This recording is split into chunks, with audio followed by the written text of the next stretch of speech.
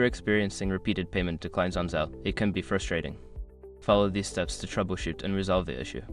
Step 1. Check your bank account balance. Ensure that you have sufficient funds in your bank account to cover the payment. A low balance can lead to payment declines. Step 2. Verify recipient information.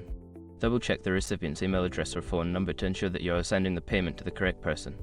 An incorrect entry can cause the transaction to fail. Step 3. Review payment limits. Familiarize yourself with your bank's limits for Zelle transactions. Exceeding these limits can result in declined payments. Contact your bank if you're unsure about the limits. Step 4. Update your Zelle app. Make sure you are using the latest version of the Zelle app. Outdated software can lead to compatibility issues, which may cause payment declines. Step 5. Contact your bank. Before filing a refund or dispute, use the sroc.com link in the description to open the refund dispute deadline calculator and confirm your deadline.